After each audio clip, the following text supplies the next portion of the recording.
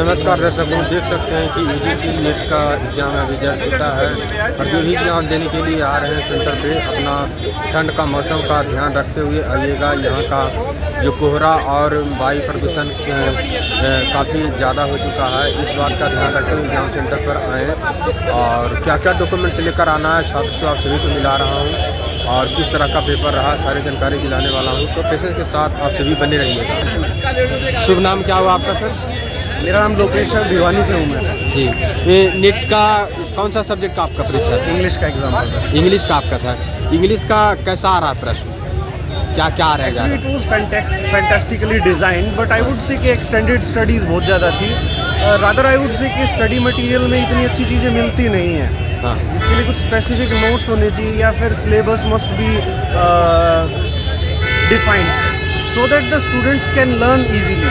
ऐसी ऐसी चीज़ें हैं जो बहुत एक्सटेंडेड होने की वजह से हमने पढ़ी तो है, बट ये नहीं पता कि और एक्सटेंड कितना करना है। अब स्टडी में तो एटलीस्ट ये तो होना चाहिए हमारी डोमेन क्या है और रेंज क्या है। But I would say and ask the authorities that they should assign us some composite work to learn. और ये पता ही नहीं चलता कि कौन सी बुक, मैंने बहुत सारी बुक्स रेफ़र की है, ऐसी बात नहीं है। बट ओवर मैं यही कहूँगा कि अच्छा पेपर था, बट स्टडीज़ जो है उनकी बहुत एक्सटेंड करनी पड़ती है और पढ़ने के लिए। डोंट नो कैसा रिजल्ट रहेगा, but it was actually fantastic. Education qualification background क्या है? मैं मास्टर्स हूँ सर। Masters in English. अच्छा, कितना क्वेश्चन टोटल कर पाए आप? सारे क्वेश्चंस अटेम्प्ट कर दिए, बट रीज़न ये रहता है ना sir, we are sure enough और not sure, that is the only thing. So I wasn't sure that I have done a good thing in various answers when I attempting the questions. General part कैसा था? Sorry? General part का level कैसा था? बहुत अच्छा था sir.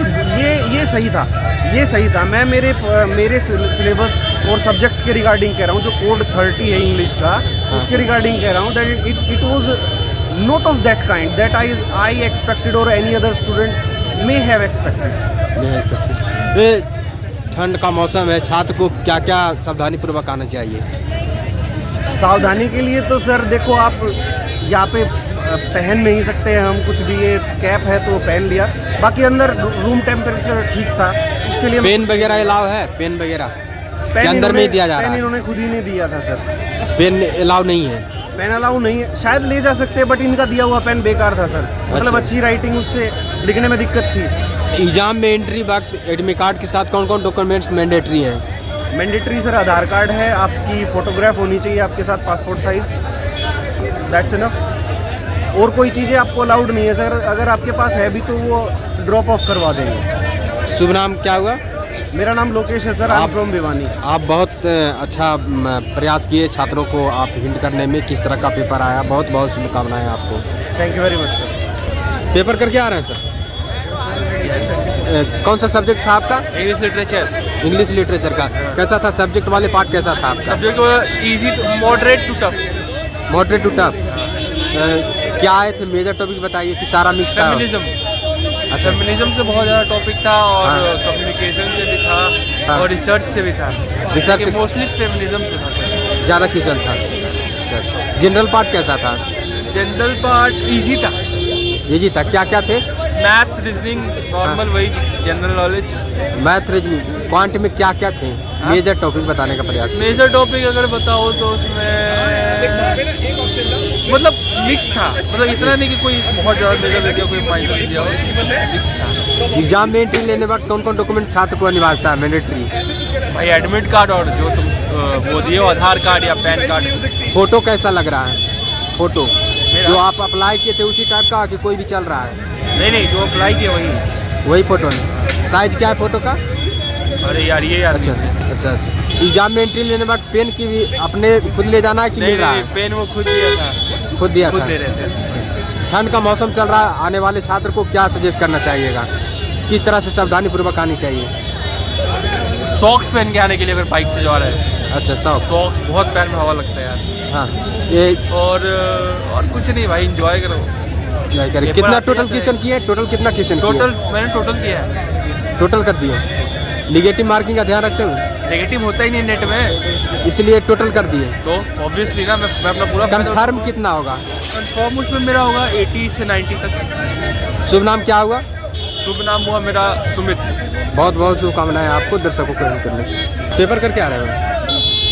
कौन सा सब्जेक्ट था आपका? मेरा इंग्लिश इंग्लिश। इंग्लिश वाला जो पार्ट था कैसा था आपका? अच्छा था काफ़ी, उसमें क्रोनोलॉजिकल क्वेश्चन और हाँ। रीजन असेसन वाले जो क्वेश्चन थे वो ज़्यादा थे।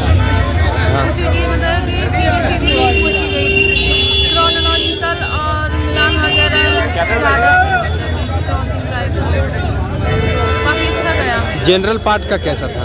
जनरल पार्ट भी अच्छा था, उसमें भी थोड़ा मतलब कि मैथ्स और रीजनिंग से रिलेटेड जो क्वेश्चन थे और रीजन असेसन उसमें भी काफ़ी थे। इस बार दोनों ही पेपर में रीजन और असेसन के क्वेश्चन काफ़ी थे। और एक डाटा इंटरप्रिटेशन वाला जो क्वेश्चन आता है वो मोस्टली हर साल ही आता है, तो 5-6 क्वेश्चन उसमें से थे। और एक इंग्लिश में एक पोएम थी, उसमें से मतलब 10 क्वेश्चन थे जो उसमें से ही रिवील करने थे, मतलब सारा उसमें से निकालने थे उसमें थे। और 5 क्वेश्चन है ठीक है, ऐसे ही पैसेज उसमें था फर्स्ट पेपर में, उसमें से 5 क्वेश्चन अटैम्प्ट करने थे। वो टोटल कुल मिला के पेपर अच्छा है। आप अपने सब्जेक्ट वाले पार्ट इंग्लिश में मेजर टॉपिक बताइए जिससे ज़्यादा सवाल आए हैं। इंग्लिश में सबसे ज़्यादा मतलब कि राइटर्स वगैरह पे सीधे सीधे क्वेश्चन ना पूछ के उनकी क्रोनोलॉजी वगैरह ज़्यादा पूछी गई। उनके जो वर्क्स है वो मतलब क्रम वाइज ज़्यादा पूछे गए थे कि इन्हें मतलब क्रम वाइज लगाओ कि कौन सा किस सन में कैसे हुआ है, या फिर कौन सा पहले आएगा कौन सा बाद में आएगा, किस राइटर ने लिखा है, कुछ मतलब कुछ रिलेटेड क्वेश्चन। शुभ नाम क्या हुआ? मेरा नाम अंजू है। All the best ma'am. Thank